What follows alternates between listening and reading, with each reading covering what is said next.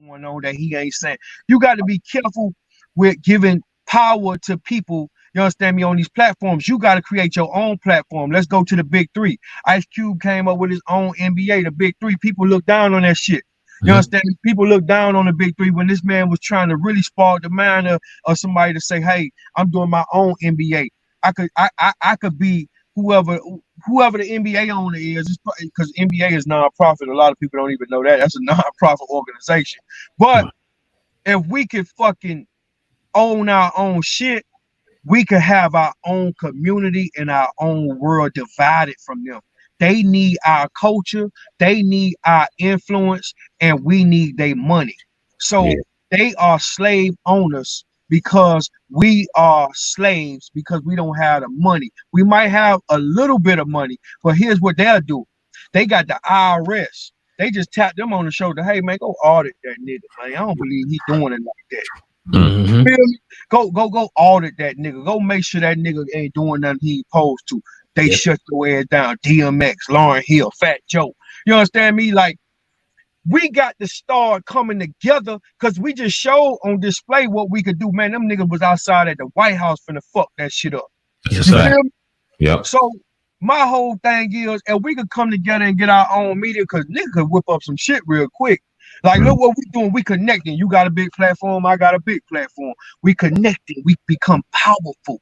You understand me? We become a one vision. You know that word division is two visions. The problem with black people is always division, because that's how they conquer us. Because united we stand, divided we fall. So division is two visions. If I see one way and you see the other way, like, we trying to separate. But if we see both on the same motherfucking hunt, we could get to the money a whole lot quicker. And them crackers know that. So they keep us divided by, you know, the shit me and Trick Daddy did. The shit me and Ace Hood did or whatever. The shit me and Khaled did. The Kim Kardashian, fuck them hoes, but the Kim Kardashian shit. All that shit is division, and they keep up drama. And in the midst of it, they getting some money up in there while we drumming, while we fighting, they back there counting. You feel me? Yeah, we gotta get smarter than that. Talk about the if you made the importance of mentorship and having a mentor in the black community. So I'm about to open up a mentor program now, a real big one actually. You know what I'm saying? I had some big conversation with some billionaires and shit. They trying to get involved. As I just told you, I ain't trying to sign with nobody.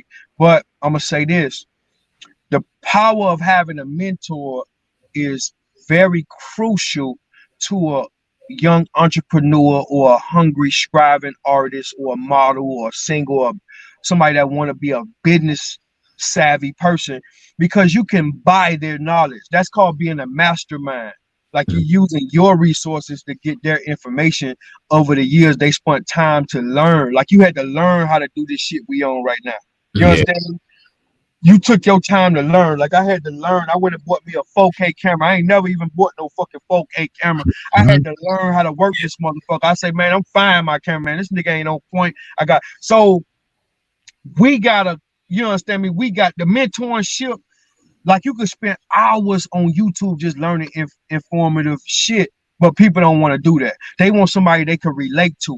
Like a Nino Brown, he a street nigga, but he a business nigga too. So I could talk to him. He gonna get on my level. Like you could get on their level. Like, so mentoring is very, very necessary when you're trying to get ahead in the world, because you can buy other people experiences through your money. So it's very important to get a mentor that can teach you and that you feel like you're growing by listening to, and that keep a checkup on you. You know what I'm saying? Right. Yeah. That's dope, man. Talk about community outreach, how important that is, because we own our own studio out here. We're very local to the community. We make sure that we take care of the people around us, you know what I mean? Invest back into the children, football, sports, athletic, things like that. Talk about how it's important to give back to the community once you find some success. So I went to the White House and I got a bill signed by Trump. The Opportunity Zone funding was a bill that I pushed.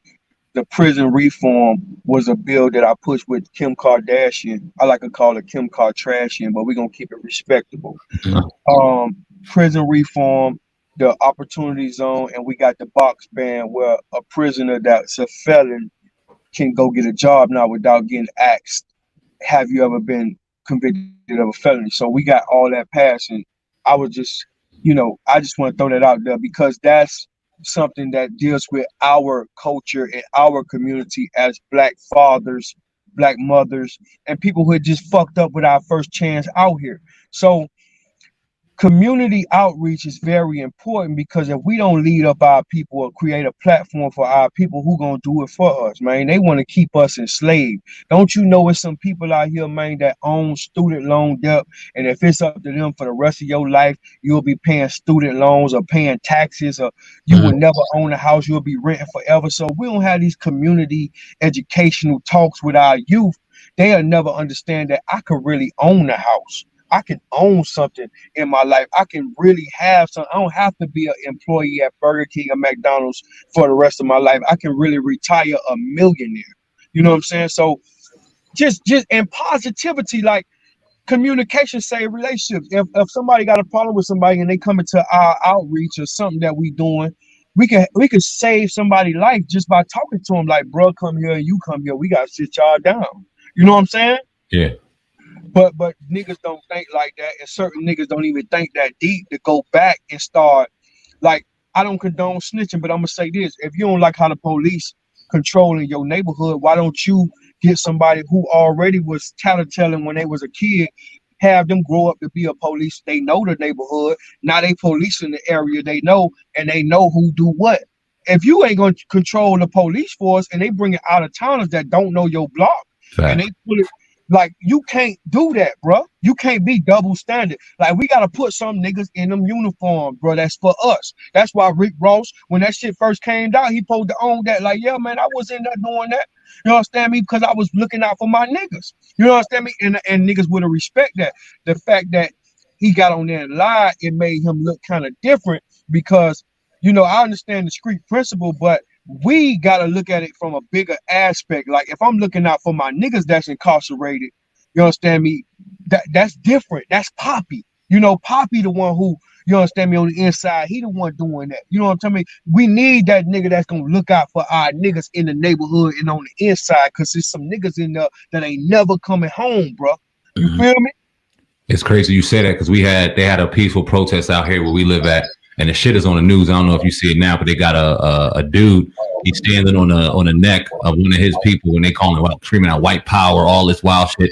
Dude was a state correction officer working in the correctional facility. So this is the kind of shit that we were dealing with while in there. So you're 100% correct, man. But it's like a stigma on police. It's a stigma on correctional officers. All police are pigs, fucked up this or that. But we do need that. That is important. So how do we get out of that stigma that, okay, all of them are bad, and they're going to be needed, people from the community, to effectively police our communities? So it's like this. I had a conversation yesterday with one of my fans. They were like, Nino, you wear Gucci. I thought you say fuck Gucci, this and that. I say, man, you know what?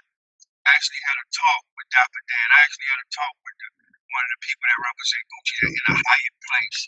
And I realized it was just a fuck up on one of their designers. Gucci not racist. You understand me?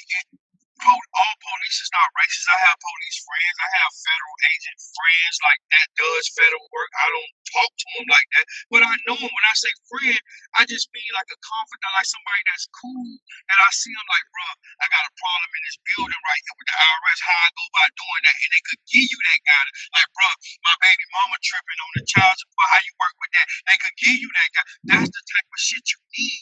That difference between rich and poor's information. Having that information. Let's go back to the question. So when you building a brand, all polices represent one brand. That brand is to protect and serve up under that badge and under that oath. Gucci represent a brand. The minute they put out that monkey on that black fucking mask and all that shit that they had, that took a damper on the brand, and it was under one person that ran it through another person, and they got approved. You understand what I'm saying? And it represent the whole brand and probably 17,000 stores they got across the country was represented wrong and on one mistake. You know what I'm saying? So when one police step on a black man's neck, or let's say a police kill somebody, it represents all police as a brand. But as you've seen on the internet, you have police out there doing the electric slide, walking, putting their ass down, telling they men to stand down. You had that one lady police officer going at the white man, telling them, "What the fuck is you doing? Like, don't talk to them like that. Let's go." You had the good because some people was punked in middle school and high school, so they carried that on when they got to the badge to control and patrol niggas. So they carry that on and use that badge to do the excessive force because they got that power and they never had power before. It's just like a motherfucker that ain't never had no money before. A street shit don't impress a street nigga. Street shit impress people that ain't from the streets. You know what I'm saying? So when you out here and you carrying the brand and you represent the brand, you gotta keep that brand in the back of your mind. Like, this gonna affect all. Like, if I fuck up with this affects my daughters. If I fuck up with that, this affects my woman or the people that's dependent on me. You gotta carry that kind of integrity because that's gonna carry on for the brand, and that says something about your character. You know what I'm saying? Absolutely. That's just how I look at it. No doubt, man. Very, very well said. Let's talk about some of your music and what you got going on, man. Anything in the future that people could look out for? Yeah, I think I'm gonna work on one last project. Probably the Way to Business 2 project. I'm gonna probably work on that. It's probably gonna be like 8 to 10 songs, all real music. I ain't gonna do no real club music. It's gonna be all thought music, like shit you can ride to and make you think more conscious music. Shit that can work. Like right now, the game's so wet. If Tupac was alive and the coronavirus came out, he'll be on that motherfucker talking about my mama told me. We ain't got none of that shit out there right now. We ain't got no nigga that gonna come out there with that shit that gonna get you through this shit. We gotta look up to these niggas wearing mini skirts and purses and lip lashes and lip rings. So my whole thing is I want to put out some music that's going to inspire people because we going into some rough times where people losing their houses, losing their businesses. You know, I just told you I got 2 to 3 offices down here in Miami. All my neighbors that was next to me in my offices, they all gone now, so the only one really on that floor. And it's like on every building, by the way. So it's like I'm realizing that companies are taking a fall from this COVID-19 shit. So we got to come together as artists and give people something that's going to get them through. So yeah, I'm working on